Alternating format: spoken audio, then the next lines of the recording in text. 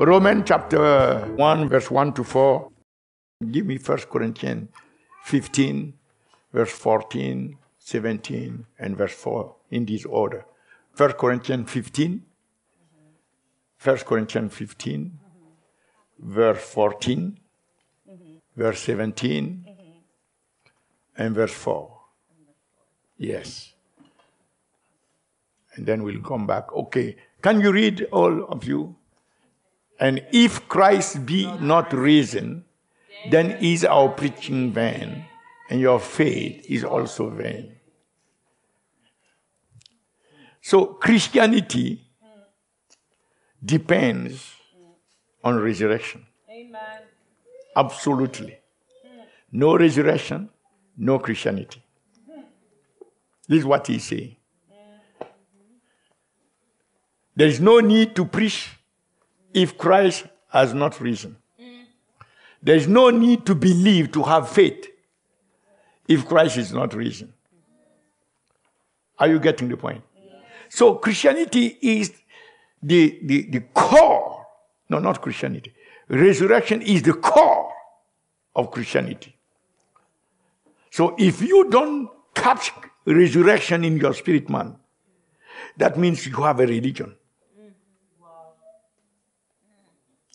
You got that? Because if you don't catch resurrection in your spirit man, that means you are in the vain side. Preaching, faith, all these are vain. That's religion. Amen? So now, verse 17, 1 Corinthians 15, verse 17. And if Christ be not raised, your faith is vain, ye are yet in your sins. That means there is no way that you can cease of being sinners if Christ is not risen. Before his resurrection, there is no solution to sin. In fact, I should even say, before the resurrection, we are dead in sin. It's the resurrection that gives us the life, the new life of the righteous one. Understand? Before resurrection is sin and death. Period. We can be a nice religious, but sinner, dead. But nice religious. We have nice things. We have ceremonies, everything. It's nice, wonderful. We have songs. But before resurrection, we are still dead in sin. No way to be righteous. You are yet in your sins. Are you catching the centrality of resurrection? Okay, verse 4. 1 Corinthians 15, verse 4. And that he was buried, and that he rose again the third day, according to the scriptures. So the scripture said that Christ was buried, right? And he rose again the third day, according to the scriptures. Understand? When the scriptures said something, that means that's the spiritual reality of it. The spiritual reality is that Christ was buried and he rose. There was a very rich, I think he was a billionaire or something like that, in the US here, an atheist. And he wanted to prove that Jesus was not risen. So he took an airplane, big airplane, took all kind of scientists, scientific people, archaeologists, all that is needed, and they flew to Israel. They went from his birthplace. They went all the way to the tomb. They had everything, all the researches, to prove that Jesus was not risen. And when they came back, the billionaire who came back, he came back as a born-again Christian.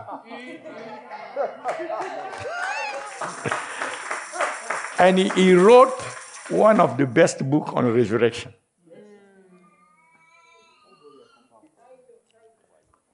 It's a resurrection something. I have it. I have the book. It's a resurrection. It's the name. I can find the name of the person.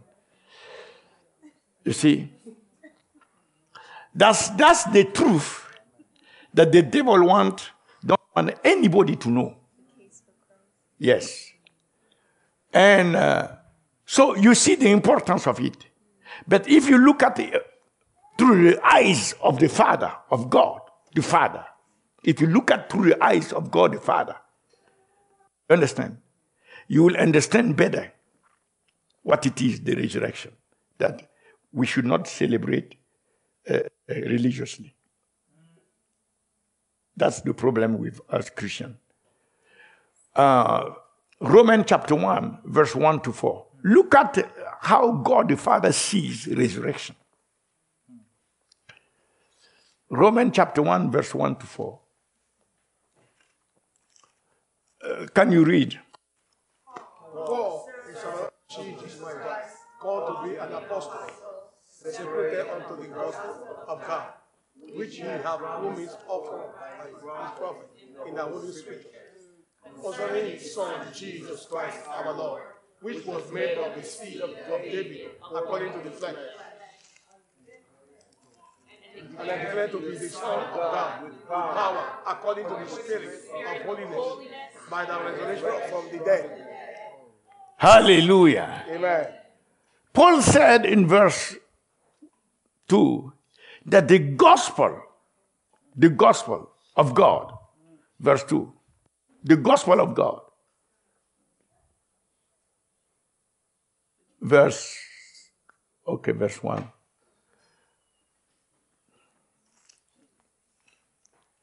You see that? Separated unto the gospel of God. Paul said he was separated unto the gospel of God. And the gospel of God concerned one person. One person. Continue verse 2. The gospel of God concerning, verse 2, which he has promised afore by his prophet in the Holy Scriptures. Verse 3. The gospel concerning his Son. The gospel concerning who? Jesus. The gospel of God. The good news that come from God concerning his Son. Period. And if you are taking the gospel of God and you don't see Jesus, you miss it. You cannot see the gospel as God sees it. For God, this gospel, this book, the Bible, concern the everything God put here concerning his Son. How can we miss it? Concerning his Son, Jesus Christ our Lord. Look at that. Which was made of the seed of David according to the flesh. But, don't just look at him according to the flesh. You understand? But, continue. And declare. Declare what? To be the Son of God. To be the Son of God with power. Amen. According to what? The Spirit of holiness. By what? The resurrection from the dead. By the resurrection, God is making a declaration to the whole universe. Said, hey, heavens, hey, earth, hey, visible, hey, invisible. This one is my Son. You see, usually God used to speak. He used to point. Oh, this is my beloved Son, in whom I am well pleased. This is my beloved. God is speaking. You hear a voice. But when you come to this, God stops speaking. He said, this one, I'm going to challenge anyone else. If you think that you are God, right? Okay, try this one thing that my Son went through. Try this one thing. God is making a declaration without word, but by demonstration. Said, Muhammad, okay, go into death and come out. So we'll see if you are who you are. Buddha, just go in and come out. We'll see. Elumba, go in and come back. Who else? I don't know the names. I just fabricate some names. If you say that you are whosoever you are, and you want to demonstrate it, go through death and come out like my son. Then we will know who you are. God made a declaration. This time, that declaration is with power. With power. You understand? And this power, we are used to have the power to cast out demon. This is not to cast out demon. No. It's not the same power. This is a power that can raise the Son of God and raise anyone who believes in him before even you exist. Beyond human. Before you were born, this power can raise you before you are born. Tell me, have you ever seen this kind of power? This is the power that God kept when it comes to the demonstration that his son will raise from the grave. And the son said, Daddy, please, I don't want to raise alone. All those who believe, who will believe in the millennium to come, all those that will believe, I want to raise with them now. That's the power. So the power of God can come in the future, find you, raise you with Christ, and not only resurrect you. It's an entire package. When you say his resurrection, that's why you don't say the resurrection. No, the resurrection is Lazarus raised from death, but he rose alone and he died again. You understand? This power we are talking about, is a power that can raise you past, present, and future. And this power can cause you to ascend. It's an ascending power. Yeah, he has like something that is more than missile power. It can project you from down to the throne. You think you are sitting here? No, at the right hand. but that power projects you from down here to the throne of God. Hey, say thank you, Jesus, for the power of your resurrection.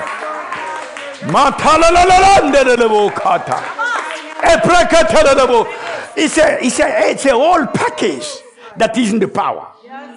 The package of raising you up, projecting you to the right hand of God the Father, and at the same time,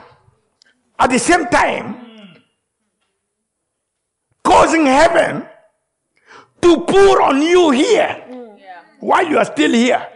It can pour the third person of the Godhead upon you here at the same time. Look at that. Raised, projected, and pour the Holy Ghost and close you with that power right now. You don't understand. What I mean is this. Come. Come, I'll show you.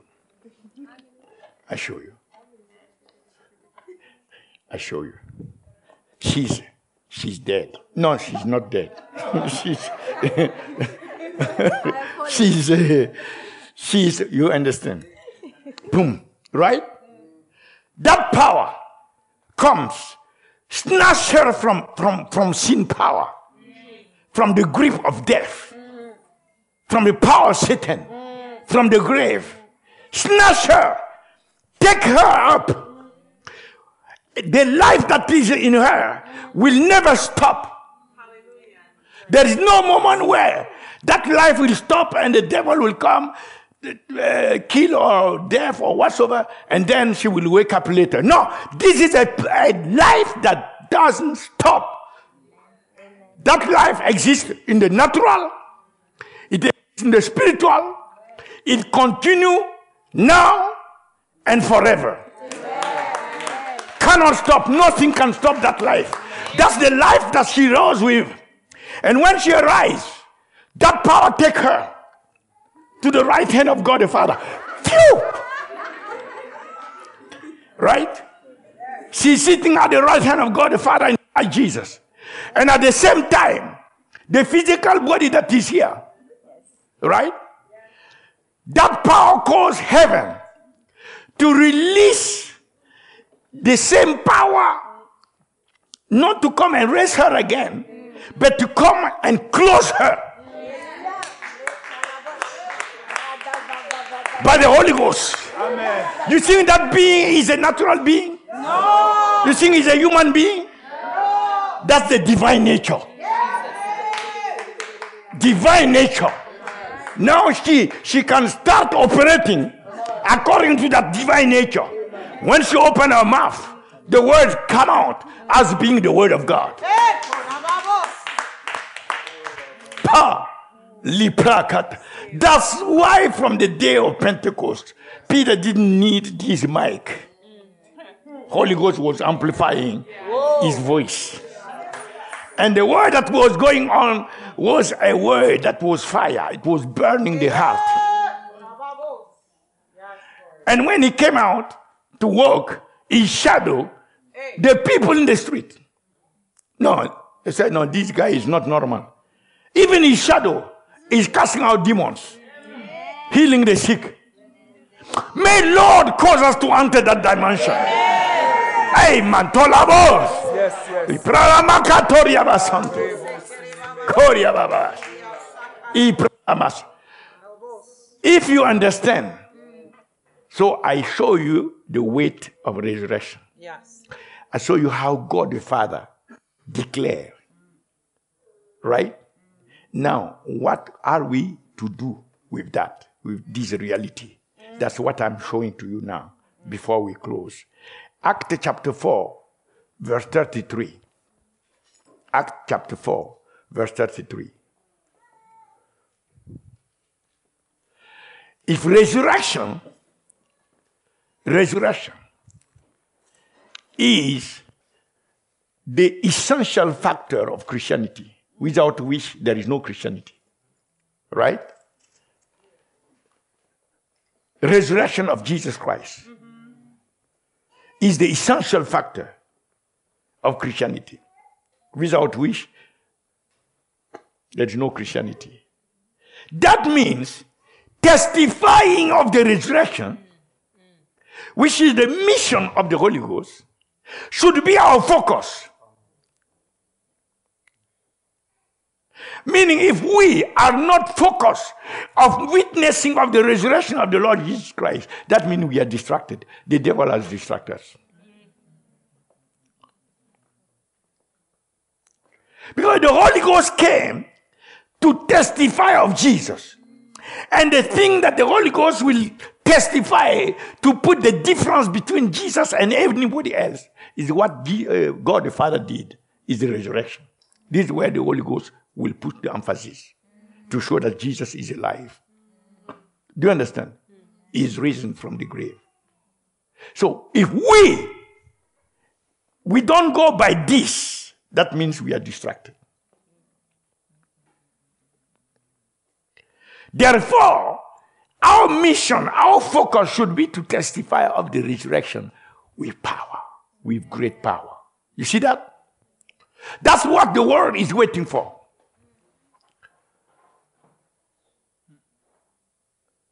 To go and testify of Jesus Christ. But on the point of his resurrection Yes. with great power. Yes. That means this thing is so heavy that you cannot do it by anything, any other mean, but by the power of his resurrection. The very power that raised him is the power in which we have to operate to testify of the resurrection. And let me tell you something. You and I, we are qualified to testify of the resurrection. You know why? You know why? You know why we are qualified to testify? You know why? Huh? Okay. The Bible said, Ephesians 2 verse 6, that when God was raising Christ from the dead, he raised us up with him. So when Christ was being risen, you and I, we are also risen. So the spirit that we have is a risen spirit. Yes. So if you don't test something, you cannot testify of it. Yes. Because we tested of the resurrection. We have been resurrected with Christ. Therefore we can go and say, we were dead in sin. Now we are alive by the resurrection of Christ. We are risen with Christ. That's why Colossians 3 said, if ye be risen with Christ. If ye be risen with Christ. Colossians 3 verse 1 said, set your affections above where Christ is sitting. You cannot be risen with Christ and setting your emotion, your love, your affection, everything you desire is on the earth here. If you are attached to the earth here, that means you have not yet risen. You are still dead in your sin. You think you are risen, but you are dead. Those who are risen, they desire things from above. Yeah. They desire the presence of God. They desire the glory of God. They desire the intervention of God. They desire to see the manifestation of the awesomeness, the magnificence, the splendor of his presence. To see the throne. You know, let me tell you something. Last week, while we were in Kentucky, I tell you, I wake up in the night, I was just such in fire. The Lord just opened my spiritual eyes, and I've seen the stairs. Even yesterday night, I was showing that to my wife. The stairs, white stairs, clean, surrounded by the cloud. And the stairs are going into heaven. And I was down here looking at the stairs. And when I looked on the top, all the way over there is a kind of glory shining that was so attractive. I wanted so much to run the stairs so I can enter there. And then I woke up. You understand?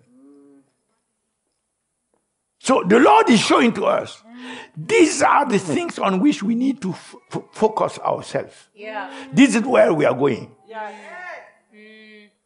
You understand? May Bethel Capital enter that glory that you have shown. Amen. In the name of Jesus. May none of Bethel Capital remain outside of this glory. Amen. May all of us climb the stairs. Amen. As we go on in life, may we be climbing the stairs until we enter the glory in heaven. The eternal glory of God. This is where we are going. In the name of Jesus. You see, if ye then be risen with Christ, seek those things which are above, where Christ seated on the right hand of God. Now, I gave you three things. First, the importance I have already given. The importance of resurrection. The centrality of resurrection. If that is not there, we have a religion. Dead. Second, how God the Father sees resurrection. The resurrection of his Son. And the mean by which he rose his Son. Third, how the apostles, the first church, where were their focus? Their focus was to testify of the resurrection of Christ by the power, great power. And that's why they were praying. All their prayer was for that. Even when they were threatened, understand? They were praying so that the demonstration of the resurrection will be effective through them. These are the three elements I gave you, right? Now, I conclude by saying this. As I told you last time, I think I told you, that in order for God to get the people who were in Babylon, in captivity, to go back to Jerusalem and build the temple, in order for God to have that, God had to stir up the spirit of Cyrus, right? In order for the people to give for the tabernacle with Moses, God has to stir up their heart to give. You understand?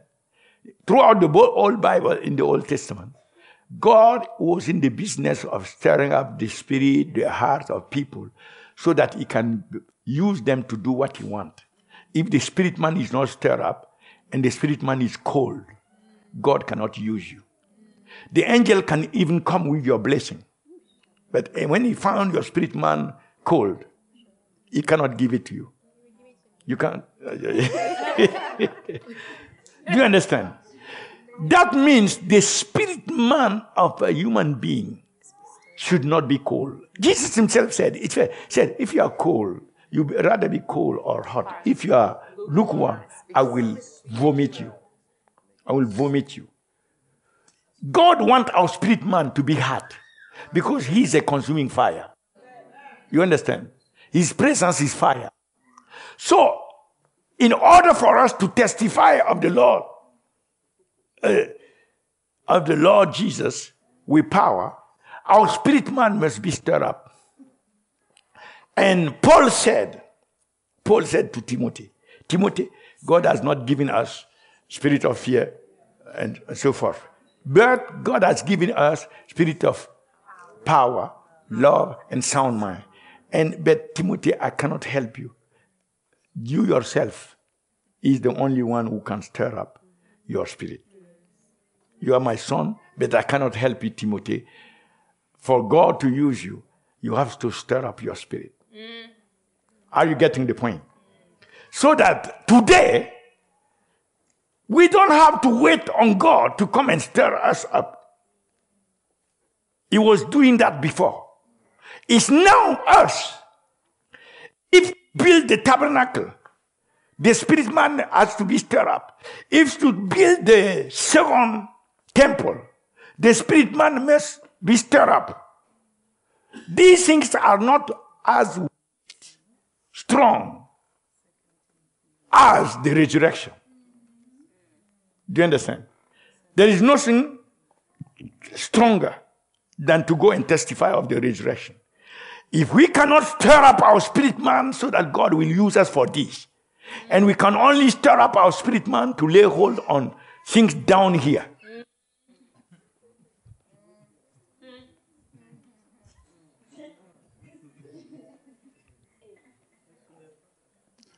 You understand what I mean? We have to make a choice, a resolution, that from this day on, Father, I will stir up my spirit, so that as you use the apostles with great power to testify of the resurrection, you will use me also to testify today and the years to come of the resurrection of my Lord and Savior, Jesus Christ of Nazareth. Hallelujah. I cannot say I love you, Jesus, and I cannot stir up my spirit for the resurrection to be testified to the world. When he came to me, he said, why the church is on earth? Why is the church on earth? Souls. Why is it that so many churches do not win souls? Because the revelation has been so confused. If the spirit man is not stirred up, there is no revelation of Jesus to the world. The devil can confuse it as one. Are you getting the point? Are you ready to stir up something? Yes. Somebody is ready? Yes. One person is ready? Yes. Or everyone you're ready? Everyone. Let me hear you. Yes. If everyone is ready, Martha, if you're ready, you open your mouth. Zekekeke. Lepepepepe.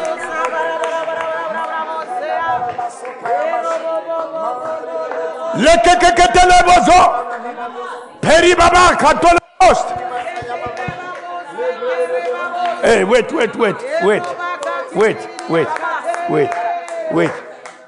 Is it this way you are stirring up? Zama. The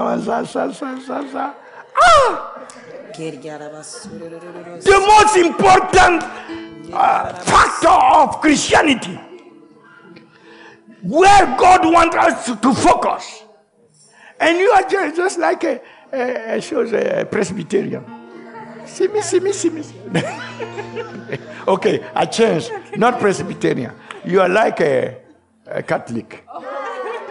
Oh, okay. I changed. Methodist. Okay, you are like a religious Muslim. Don't be like a Muslim. Stir up your spirit, man. You understand? Yes. Open your mouth. Know that this is your breakthrough. This is your mantola. This is where God wants you. This is the essential part. Open your mouth. Stir up your spirit, man.